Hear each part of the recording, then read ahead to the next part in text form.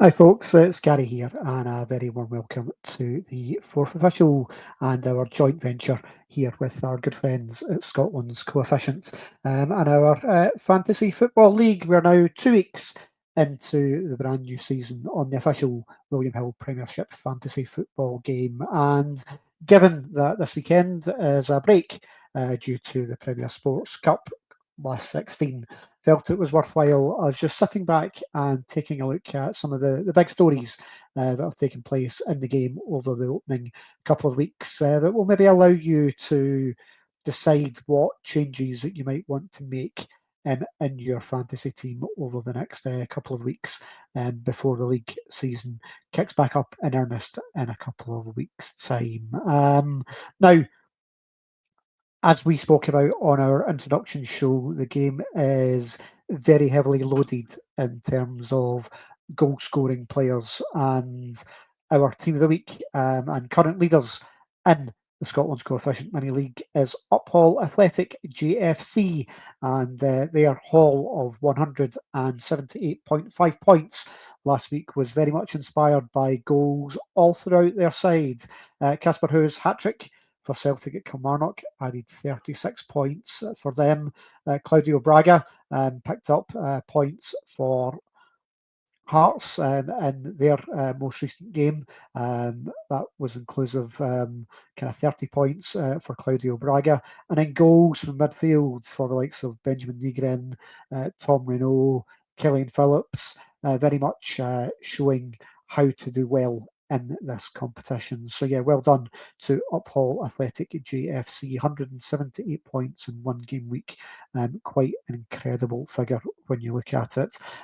For my own team, I struggled a little bit in last week's game, mainly down to the fact that I didn't have the same level of kind of goal scorers in my side. And when you have a look at it, the only one that really did terribly well for me at the weekend was Calvin Miller of Hearts, who picked up a 17-point haul for me. Camilo Duran, the Celtic winger, he picked up 10 points for me, but the rest of the side very much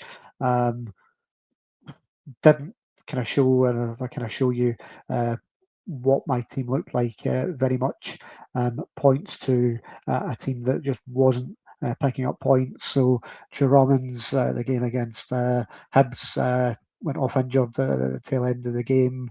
That's him out of the game. Tello Asgard wasn't involved. Dylan Williams not involved for Motherwell. Regan Charles Cook only got 1 point in there. Kevin Nisbet did nothing for Aberdeen. So it was a very frustrating game week for me. And really, if it hadn't been for the extra 20 points that the captaincy brought for Kevin Nisbet, you would be looking at a very miserly kind of points strategy for me. So 87.5 points for my team, and I'm currently in 68th place in the coefficient mini league.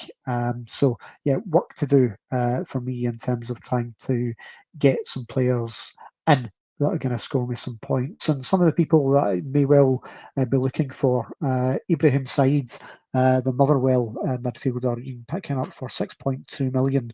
He scored a double for Motherwell in their 2-0 win over HJC Helsinki in the Europa Conference League qualifier this week. And if you can get him in at 6.2 alongside maybe someone like Tom Renault at 6.3, then they're players who are picking up good points per pound based on maybe someone like a Tello Asgard, who I've got in much more expensive at 7.5 million and him blanking last week after scoring 15 points in his first game at Tannadice, really highlighting the Rangers' poor start to the season so far and not really been able to trust some of their assets. And for me, there's much more value in some of the other teams in the league. Maybe someone like Joe Bevan at Dundee, for example, already scored 26 points in the game, and you can pick him up at 5.5 million.